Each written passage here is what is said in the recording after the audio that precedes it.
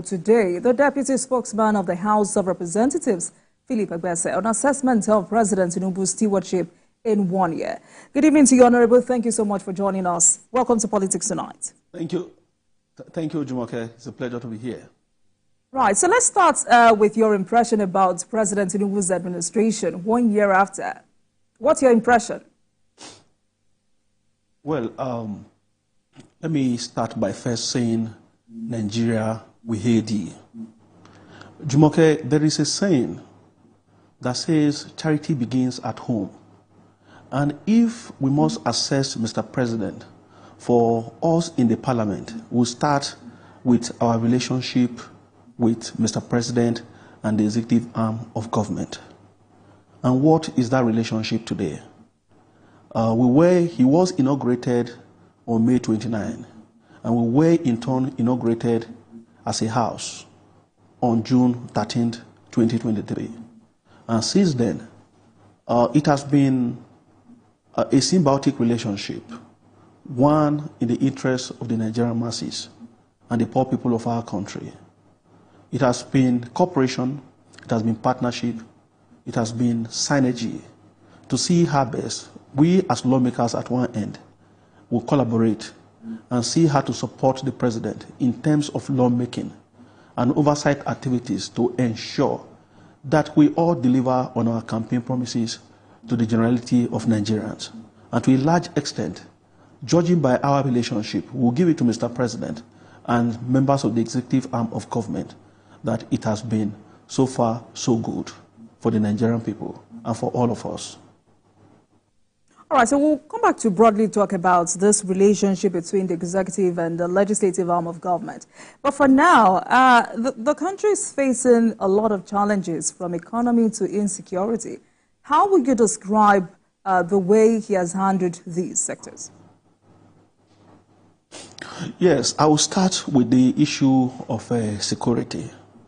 When the president came aboard, he brought in a new set of young men, as defense and security chiefs. And to a large extent, from our interaction, we have introduced what we call the sectoral debate in the parliament, particularly in the House of Representatives. And the sectoral debate gives us the opportunity to interact with members of the executive, to ask questions that come to us from our constituents and how they feel about issues concerning the nation. And from some of the sectoral debates that we have had, we've engaged these security chiefs in the open and even in closed-door sessions. And we have seen their efforts.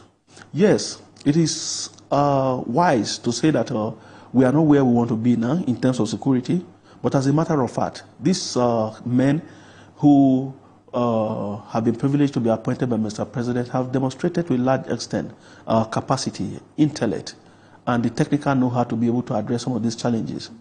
Again, for us as a parliament, the ability for people in the executive to cross-fertilize and discuss their ideas with us, to give us a better understanding of these issues, that is one aspect of the relationship between us and the executive.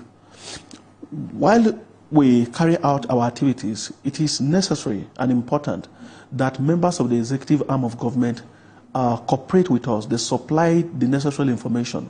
And where we have doubts or queries, they respond to them.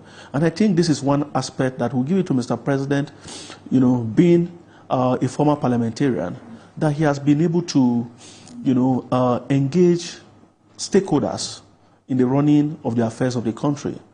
I will take you to when Mr. President came on board and he presented a supplementary budget, the 2023 Supplementary Appropriation Bill. When the document came, for the first time in the history of our country, the Parliament, under the leadership of His Excellency Senator Godswill Akpabio as chairman, and our leader, His Excellency Right Honorable Tajuddin Abbas, both chambers of the Parliament organized expanded debate, town hall meetings, for us to look at some of these issues. And if you recall the issue of a yacht for the Nigerian Navy, which was in the budget, we made a point to Mr. President that at the moment, based on the earnings of our people, the cries, coupled with the hardship we were facing at that time, we are facing, rather, with the removal of fuel subsidy and other policies of the government which Mr. President has tried to implement, that there will be a need for us to adjust some of these things. And as a president who is determined to see that the elected representative of the people that we are, our voices are heard, and he extends that cooperation, some adjustments were made. I think some of that funds were moved from its initial point to education.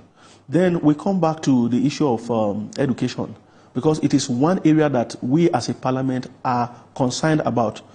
Mind you that the Speaker of the House of Representatives is an academic. He came into parliament from that background, and he's someone who is very passionate about the youth, is passionate about education. And the National Assembly started the issue of the student loan bill. Mr. President saw to it that it was very important, it was going to help students, it was going to even help parents, and he assented to that bill within a short period of time. So for us, bills that are very, very, that are critical to the survival of the nation, we have seen a president who is collaborating with us to see that these things receive immediate presidential attention. And I think this is exactly what every nation wants to see, between its parliament and the executive. And back to our constituents, those we get feedback on certain issues from. I'll take the issue of fuel subsidy removal. We all agreed, even before we were privileged to be voted into the parliament, that the level of corruption in the oil and gas sector was at its peak, and there was every need for a courageous government, to remove fuel subsidy and for us to reinvest savings from the subsidy. So far, within the FCT and outside, we have seen an administration that is committed to providing basic infrastructure for our people. So these are some of the issues that we in the parliament are happy, and would say that Mr. President is on track.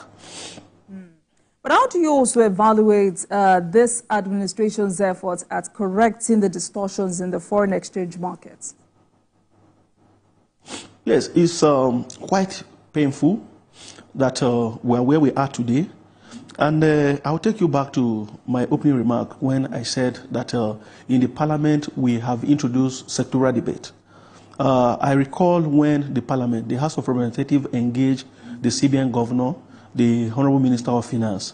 They came and they did their best, to assure us and reassure Nigerians that something, is being done about that situation. Today, we have seen, some of the issues surrounding the trial of the former CBN governor and how the economy was managed in the past. And beyond that, we have equally seen, what is happening globally, the economic challenges across the globe. Nevertheless, we are not concerned about what, how other countries are faring, because Nigerians did not elect us as members of the parliament or Mr. President to come and give excuses. We believe that resolving the economic issues based on what we have been told by Mr. President's appointees, that is a work in progress. We'll get there, definitely. That is not to say that there are no rooms for improvement. As a parliament, we believe we are holding the executive accountable. We will be inviting the actors in the executive on a regular basis to come and speak to us on how they intend to tackle these issues. And that, again, you can see from the debates that have been going on in the parliament. You can see the interest of the parliamentarians, in terms of how well we can build the nation together. I think Mr. President, so far so good, has shown that partnership, because where we have motions or we raise issues that require his urgent attention, like after the fuel subsidy was removed, it was on the floor of the House of Representatives that one of our colleagues moved the motion on the need for Mr. President to provide palliatives. And today we have seen across the country, the introduction of CNG buses as part of government's effort to cushion issues in the transport sector. And the CBN governor recently, he did mention again that they are providing fertilizers to assist farmers across the country so that they will be able to, do more in that regards.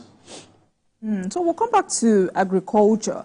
But let's quickly digress a bit. Let's talk about this recent development, and that's the reintroduction of the old national anthem, Nigeria We Hail Thee. Talk to us about the significance of this reintroduction.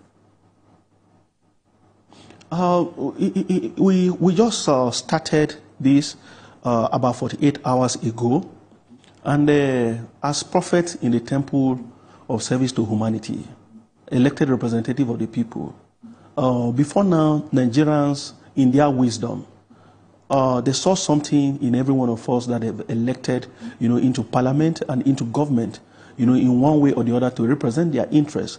And as a parliament, we came together to say, part of the issues that must be addressed at this point in time is the issue of our philosophy, to nationhood, to patriotism, and the philosophy of selflessness and owning the country. And that is why we went back, we thought of it and said it wasn't a one man's idea, it is the collective resolve of the parliament. I mentioned earlier somewhere before now, I referred them to the Political Reform Conference, which took place in 2014. To give it to Mr. President as part of the discussion here tonight, when Mr. President came aboard, he looked into the Oroseye Committee report and found some level of merit in it. And in one of his speeches, he gave a directive that the report, was good, and it will serve the best interests of the masses of our country. So in addressing that, the Parliament, the 10th National Assembly, in its wisdom, went a step further, to now constitute another committee to look into some of those issues in that, in Oroseye Committee's report.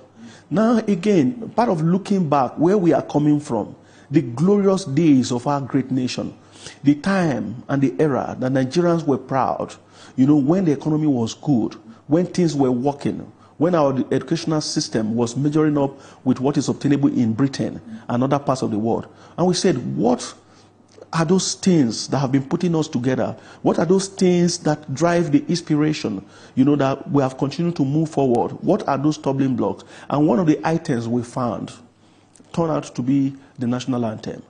And as a parliament that is desirous of delivering, within targets, we went back to the drawing board, dusted that national anthem, and we brought it. It was debated on both floors of the parliament. We debated it in the House of Representatives, debated it, and when we all agreed as a parliament, the bill was passed after some level of consensus building. And let me point this out tonight, because this bill, when it was at the level of a bill, it's one that all of us, we unanimously, in a consensus agreed that yes, we see wisdom in adopting the lyrics, the lines of this of the old national anthem, and we adopted it and we sent it to Mr. President.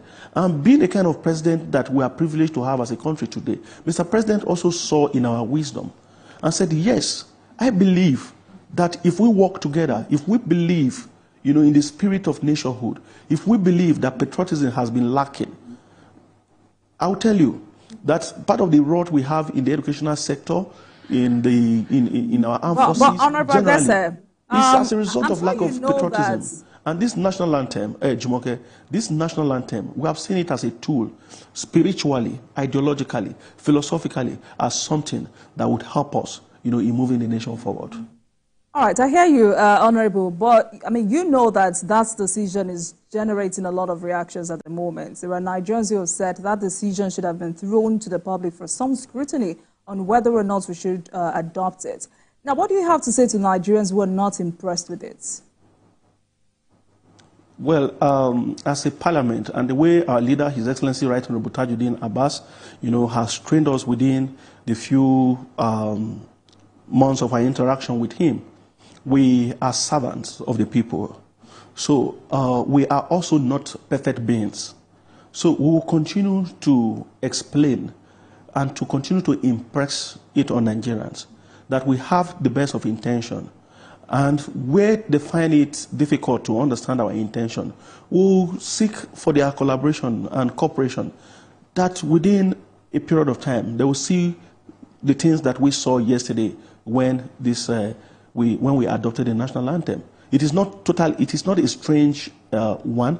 And again, we didn't throw out what was in use before Wednesday completely out. The second stanza of the former new national anthem, which is now the old national anthem, was adopted as a national prayer, for the country.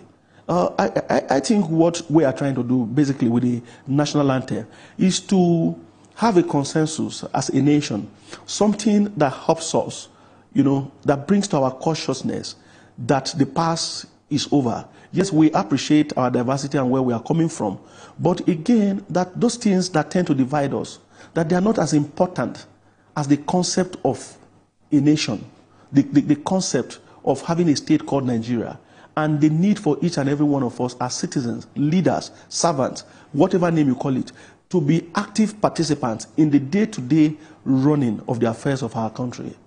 That's all we try. Right. That's all we are trying to achieve. And by God's grace, I think with Mr. President's assent to it, shortly this evening, I saw on YouTube, young Nigerians in a school somewhere in Sokoto have already started reciting and memorizing the now new national anthem. So I would appeal to Nigerians to continue to trust us, believe in what we are doing. It is in their best interest, and by God's grace, we will not disappoint them. All right, then. In the last 48 hours, the president inaugurated some projects to mark his inauguration anniversary. How significant do you consider some of the projects? Well, I will start with the inauguration of the National Assembly Library, which, in the wisdom of the leadership of the National Assembly, we have named after the president. He has inaugurated a couple of other projects, the metro line in Abuja. I think I would say we have a president who came actually prepared for the job. From May 29, when he courageously removed fuel subsidy, I've been watching the president, and since my inauguration in Parliament, as a Parliament, we have equally been watching. And so far, we can say this is a president that is serious. This is a president that understands that 4 years, can be a long time, but it is actually few seconds in history, if you are not doing the right thing. So I would say that Mr. President is, in this regard, is on track. We've seen some of these projects, and so many of them are going to take a little more time before we begin to see them physically or begin to feel their impact. Aside the project, I mentioned the issue of the student loan act, which is in force, and Nigerians are already making applications. This is something that is obtainable in other parts of the globe. And today we now have it in Nigeria, courtesy of President Ashwaju Bola Ahmed Tinubu, even though it is an initiative of the Parliament, of the House of Representatives. But we'll give it to him that yes, Mr. President is not only doing his best, but he's providing the kind of leadership that we all yearn for. All right. Honorable Agbese, let's go on a break, and when we come back, we will continue this conversation. You're watching Politics Tonight. We'll take a break, and I'll be right back. Stay with us.